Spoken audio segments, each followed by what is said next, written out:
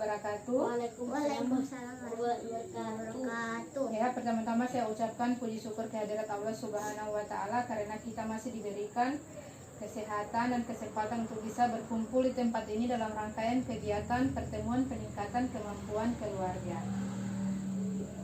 Saya ucapkan selamat datang kepada bapak-bapak dan ibu-ibu peserta PKH. Dan terima kasih yang sebesar-besarnya karena ibu-ibu dan bapak-bapak masih sempat hadir atau berusaha untuk hadir di tempat ini untuk melanjutkan materi sebelumnya yang telah kita pelajari, yaitu bagaimana cara pencegahan dan penanganan stunting. Oke. Masih ada yang ingat bulan lalu kita belajar atau membahas tentang apa, Bu? Pak? Ibu Vanessa masih ingat? Penggunaan jamban sehat. Oke. Berarti Ibu Vanessa masih ingat pertemuan bulan lalu kita membahas mengenai tentang penggunaan jamban sehat. Oke, terima kasih Ibu Vanessa. Karena Ibu Vanessa masih ingat tentang pembahasan bulan lalu. Sekarang saya ingin tanyakan, apakah tabel janji diri yang sudah dibuat dari modul sebelumnya apakah sudah dilaksanakan? Iya. Bapak Alif, apakah sudah dilaksanakan? Iya. Oke, ada kendala?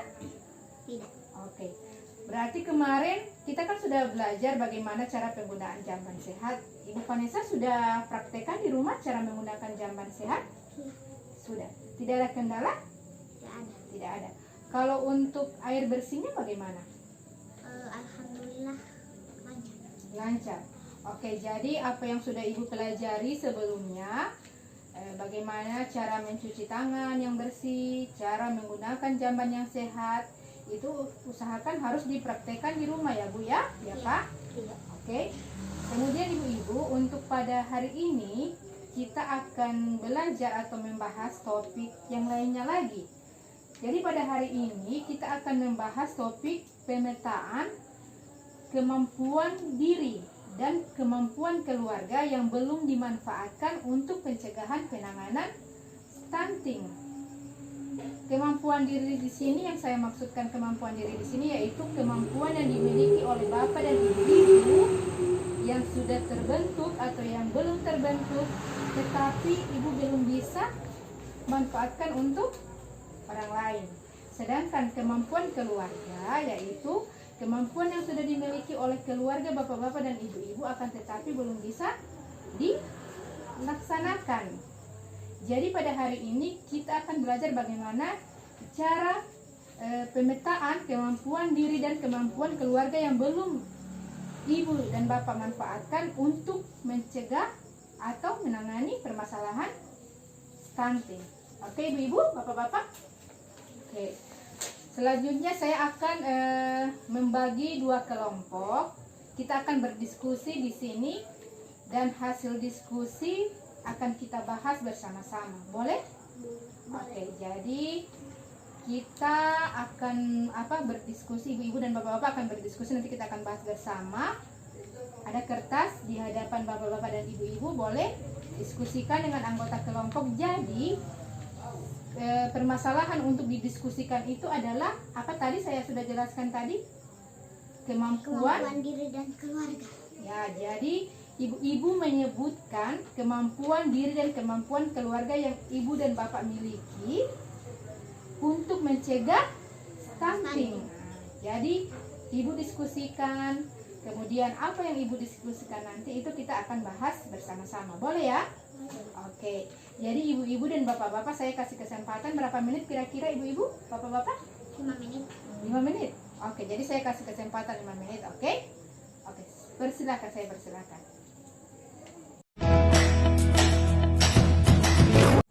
Oke, ibu-ibu, diskusinya sudah selesai, Pak, Ibu? Oke, jadi permasalahan tadi yang saya sudah tanyakan kepada bapak-bapak dan ibu-ibu, bapak sudah diskusikan dan ibu sudah diskusikan dengan anggota kelompok. Jadi saya ingin hasil diskusi boleh dibacakan oleh perwakilan masing-masing kelompok. Boleh ya? Boleh. Iya, oke. Saya persilakan untuk kelompoknya Ibu Vanessa, boleh membacakan hasil diskusi? Oke, saya persilakan. Hasil diskusi kemampuan diri dan keluarga adalah 1. Makan bergizi selama hamil. 2. Memberikan ASI sampai bayi berumur 2 tahun.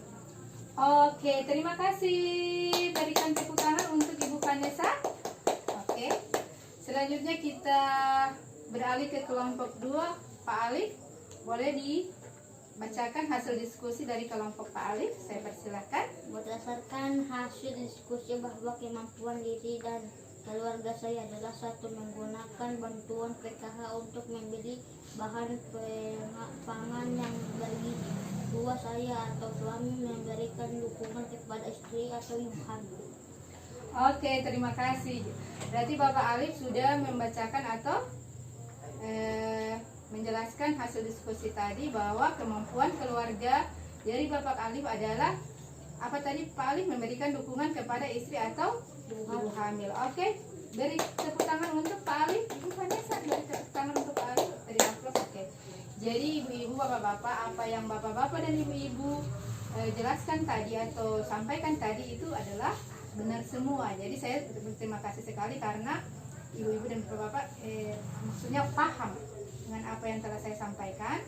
Jadi apa yang bapak-bapak dan ibu-ibu sampaikan itu sudah benar, Jadi kemampuan diri dan kemampuan keluarga yang ada biasanya itu meliputi apa? Satunya tadi Ibu Vanessa punya apa?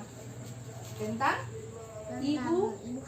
ibu hamil. Jadi ibu hamil harus tercukupi kebutuhan gizinya. Oke, kemudian ibu hamil harus rajin makan makanan yang bergizi. Kemudian ibu menyusui diusahakan ASI-nya untuk berjalan lancar. Kemudian untuk suami harus memberikan dukungan kepada ibu hamil atau istri yang sedang hamil. Kemudian ibu apalagi Ibu Vanessa? Ibu memasak sendiri bahan pangan yang ada. Jadi ibu berusaha memasak sendiri bahan pangan yang bergizi. Jadi Ibu Vanessa tidak perlu beli makanan di luar atau apalagi makanan-makanan instan. Ibu Vanessa ya, karena tidak sehat untuk ibu hamil maupun ibu menyusui. Jadi makanan instan itu Bu tidak bagus untuk ibu hamil dan ibu menyusui. Kemudian di sini saya akan menempelkan tabel pemanfaatan kemampuan diri dan keluarga. Jadi kita ada tugas lagi ya, bapak-bapak dan ibu-ibu. Di sini saya akan tempelkan dulu. Di sini ada. Oke, ibu-ibu, bapak-bapak, di sini ada tabel identifikasi pemanfaatan kemampuan diri dan keluarga. Jadi di sini saya akan tanyakan kepada bapak-bapak dan ibu-ibu kira-kira apakah potensi yang ada ini yang akan saya bacakan ini, apakah sama bapak dan ibu bisa lakukan atau bagaimana? Jadi saya mohon jawabannya. Oke. Saya mulai dari Ibu Vanessa, boleh? Ibu Vanessa? Oke. Potensinya apakah ibu sehat? Apakah ibu sehat selama kehamilan? Iya. Ibu Vanessa waktu hamil sehat? Iya. Sehat. Tidak sakit-sakit Bu ya? Oke. Berarti jawabannya adalah iya. Kemudian, apakah ayah memberikan dukungan saat ibu hamil? Iya. Jadi Pak Alif waktu istrinya hamil memberikan dukungan pada istrinya Pak? Iya. Oke. Terima kasih. Kemudian untuk Pak Alif, apakah ayah atau Pak Alif terlibat dalam pengasuhan anak? Iya. Jadi berarti bantu-bantu istri selama mengasuh anak ya Pak? Oke. Kemudian untuk Ibu Vanessa, apakah anak sudah mendapatkan ASI eksklusif pada usia 0 sampai 6 bulan? Iya. Iya. Sampai berapa bulan? Sampai berapa anak sampai berapa tahun? Waktu Ibu Vanessa menyusui itu sampai anak berapa tahun? Sampai 2 tahun. Sampai 2 tahun. Oke, terima kasih Bu Vanessa atas jawabannya. Kemudian Ibu Vanessa, saya tanya, boleh lagi? Apakah asupan gizi anak sudah tercukupi setiap hari? Tidak. Oke, tidak. Kenapa tidak? Jawabannya tidak, Ibu Vanessa. Karena saya kalau saya tidak punya uang, saya tidak bisa beli Berarti di sini asupan gaji anak tidak tercukupi setiap hari Ibu Vanessa ya? Iya. Berarti kalau Ibu Vanessa punya uang, baru bisa beli bahan pangan yang bergizi. Iya. Tapi kalau tidak punya uang, makannya apa? Telur. Makan telur, telur doang. Iya. Oke, terima kasih. Oke, terima kasih atas jawabannya.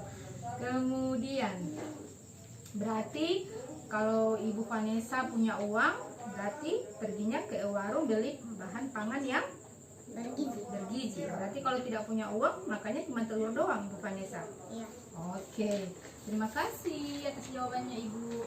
Kemudian Ibu Vanessa, apakah anak Ibu termasuk anak yang bersih? Tidak. Tidak. Kenapa jawabannya tidak? Karena setelah bermain bersama teman, dia akan menjadi kotor. Kotor. Kalau anak kotor, apa yang Ibu lakukan? Menyuruh dia mandi. Menyuruh dia mandi. Berarti Ibu sudah menerapkan perilaku hidup sehat. Berarti kalau anak kotor, langsung dimandikan. Iya. Siapa yang mandikan, Bu? Mandi sendiri. Mandi sendiri, anaknya mandi sendiri. Ibu tidak dampingi? Sebesar. Sebesar. Oh iya, makasih atas jawabannya Ibu. Kemudian ada di sini Pak Alif. Boleh saya tanya lagi Pak Alif? Apakah Bapak Alif sudah memantau tinggi badan anak setiap bulan? Iya. Iya, berarti Pak Alif sering ke posyandu? Iya. Sering memantau tinggi badan anak? Oke, terima kasih. Kemudian lanjut lagi ke Ibu Vanessa. Bisa Ibu Vanessa? Ya. Oke. Pertanyaan selanjutnya adalah apakah Ibu Vanessa sudah memantau berat badan anak setiap bulan? Tidak. Tidak.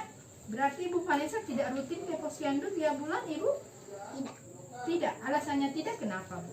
Karena di rumah saya jarang ada transportasi, sedangkan jarak posyandu dari rumah saya sangat jauh. Sangat jauh.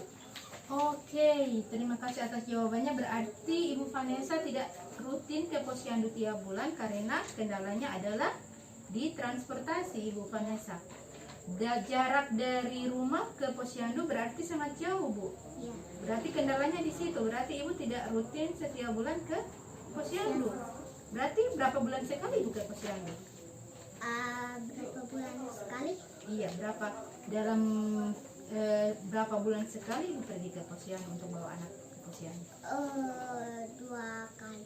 2 bulan sekali. Bulan. 2 bulan sekali. Kalau diusahakan setiap bulan bisa tidak?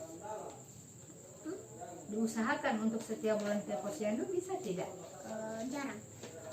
Maksudnya begini, Ibu bawa anak ke posyandu setiap bulan bisa tidak?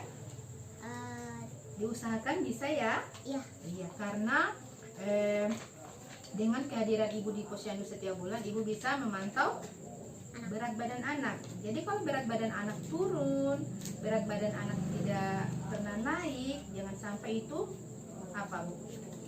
Jangan sampai itu menimbulkan gejala stunting. Itu dia. Oke, Bapak-bapak dan Ibu-ibu ya. Oke, jadi terima kasih atas jawaban dari Bapak Alif dan Ibu Vanessa. Jadi pertanyaan-pertanyaan tadi itu adalah potensi-potensi yang ada dalam keluarga dan diri Sendiri.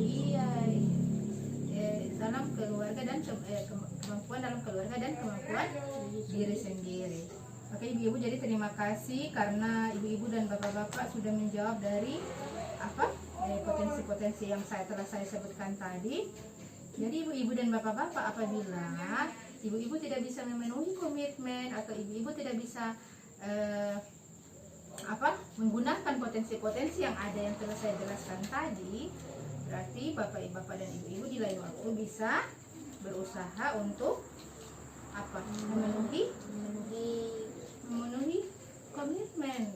Bisa memenuhi komitmen yang tidak bisa Ibu laksanakan pada hari ini atau bulan kemarin. Jadi kalau bulan ini Ibu Vanessa tidak bisa ke posyandu, diusahakan untuk bulan depan harus hadir. Kan begitu Pak Alif? Jadi usahakan harus hadir Pak Alif ya. Iya. Oke. Jadi ibu dan bapak-bapak terima kasih. Kalau untuk topik ini, untuk topik identifikasi kemampuan diri dan keluarga, kita akhiri saja di sini. Akan tetapi sebelumnya itu saya akan menyampaikan beberapa pesan, yaitu bahwa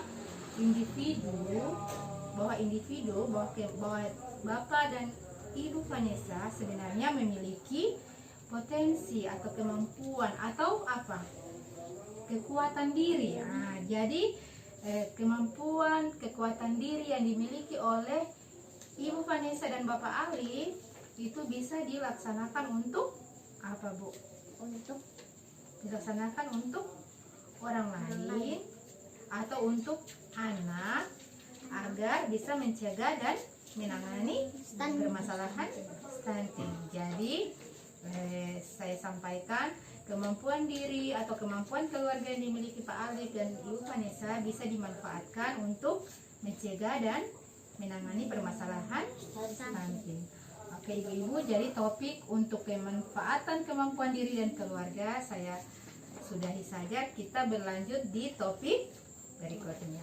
Oke?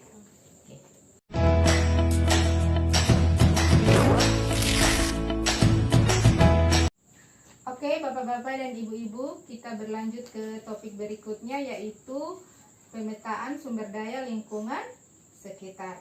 Jadi Ibu-ibu dan Bapak-bapak, hari ini kita akan mendiskusikan tentang potensi atau sumber daya yang ada di lingkungan sekitar atau di lingkungan rumah Bapak dan Ibu untuk pencegahan dan penanganan stunting.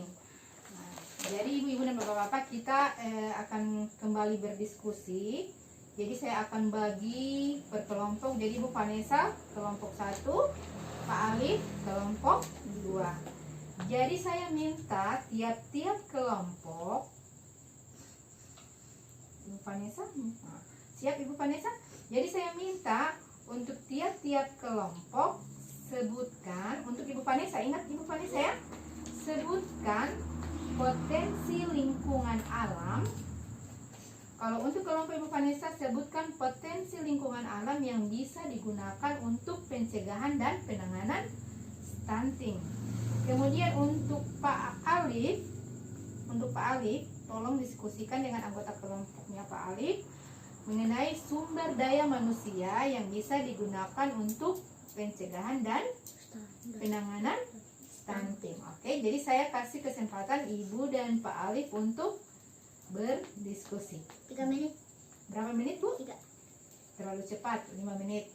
Oke, boleh? Jadi Ibu Vanessa sebutkan lingkungan alam yang bisa digunakan untuk pencegahan dan penanganan stunting. Untuk kelompok Pak Alif yaitu sumber daya manusia yang bisa digunakan atau dimanfaatkan untuk pencegahan dan penanganan stunting. Oke, saya persilakan.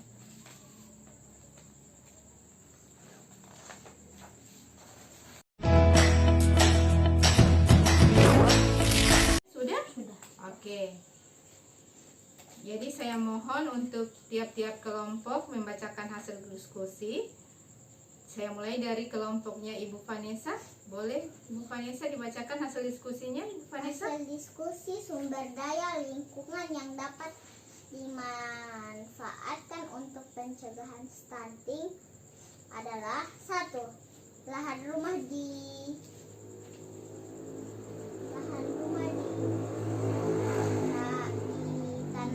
sayur-sayuran atau buah-buahan. Berarti lahan rumah. Jadi sumber daya lingkungan yang dipilih oleh kelompok Ibu Vanessa adalah lahan rumah yang dimanfaatkan untuk menanam bahan-bahan pangan. Contohnya seperti apa Ibu Vanessa? Sayur-sayuran, Sayur-sayuran, iya, dengan buahan. sayur-sayuran dan buah-buahan. Oke, terima kasih Ibu Vanessa. Oke, untuk Pak Alif, lanjut untuk Pak Alif. Potensi sumber daya manusia yang dapat dimanfaatkan untuk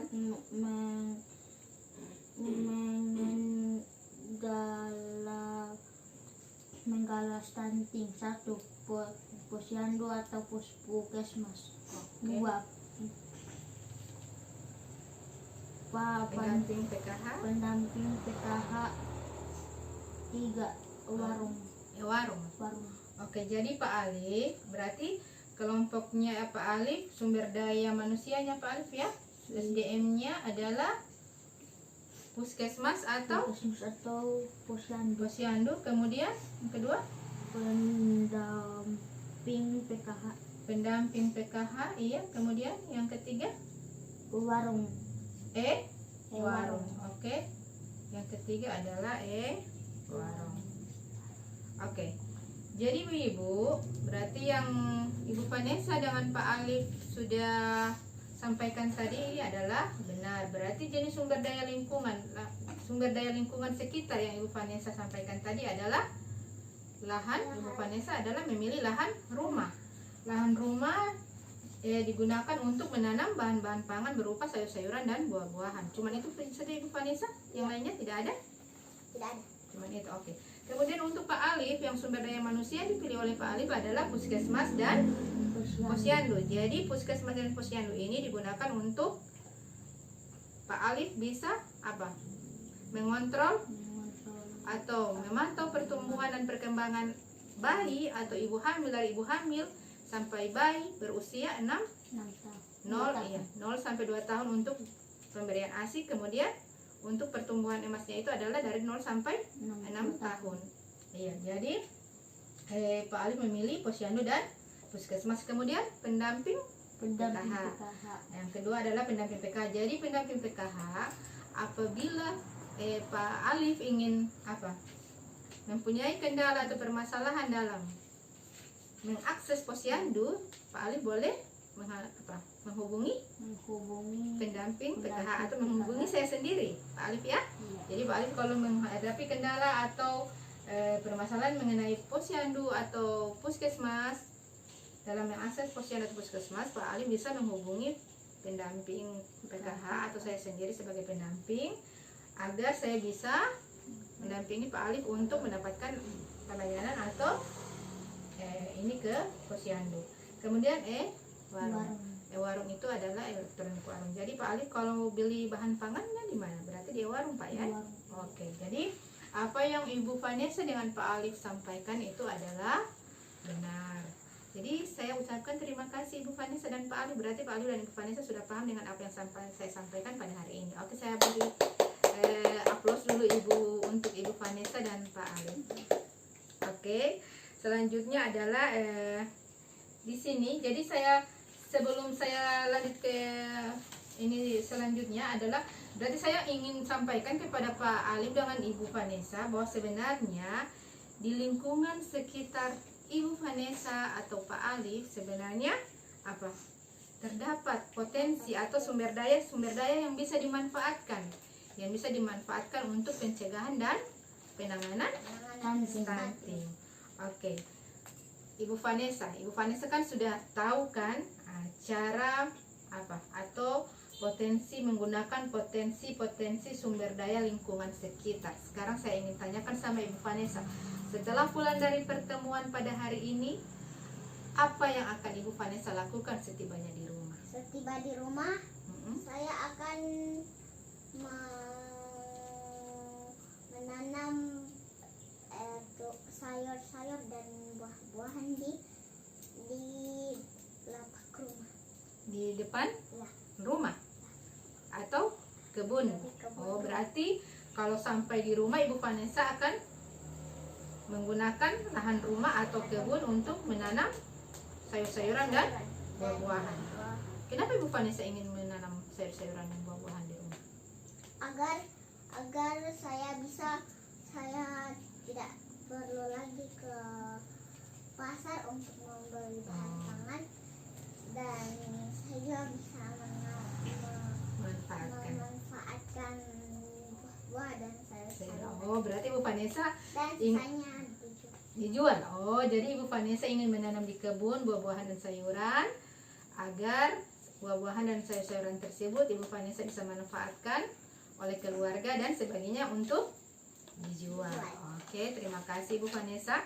Jadi ibu-ibu dan bapak-bapak, apa yang bapak-bapak dan ibu-ibu dapatkan pada hari ini, saya berharap sampai di rumah Ibu Vanessa dan Pak Alif sampaikan ke keluarga terdekat, sampaikan ke tetangga. Jadi informasi yang yang Pak Alif dan Ibu Vanessa dengar pada hari ini tolong disampaikan ke keluarga atau pada orang lain. Oke, terima kasih.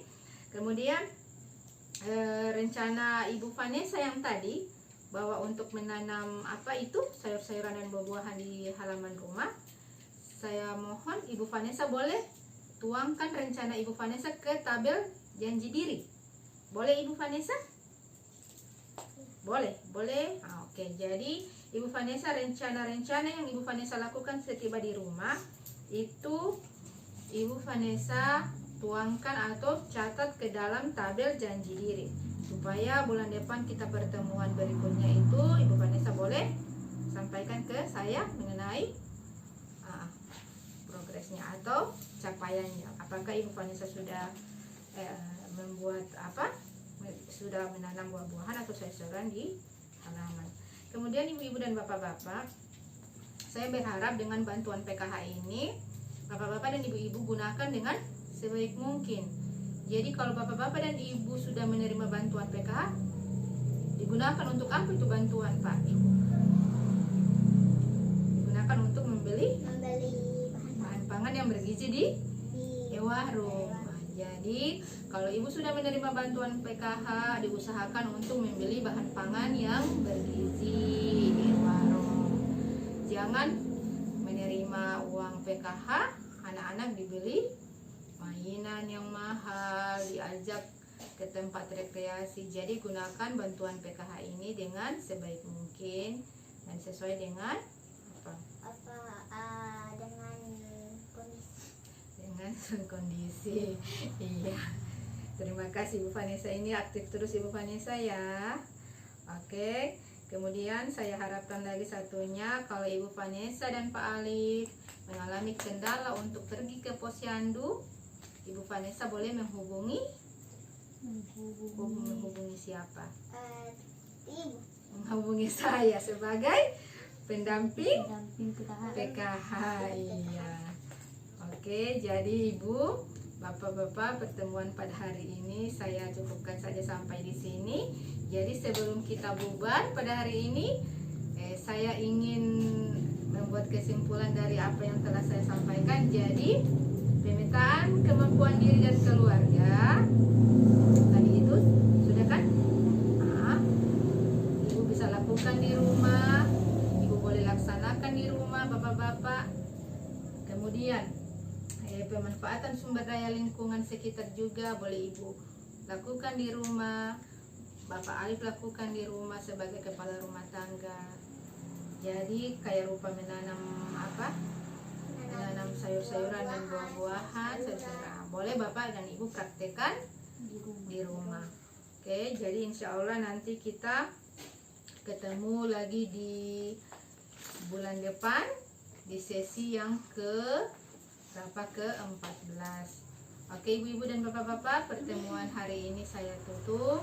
Tapi terlebih dahulu kita berdoa dulu dipimpin oleh Ibu Vanessa. Oke, Ibu Vanessa. Pulang mari kita berdoa. Doa dimulai.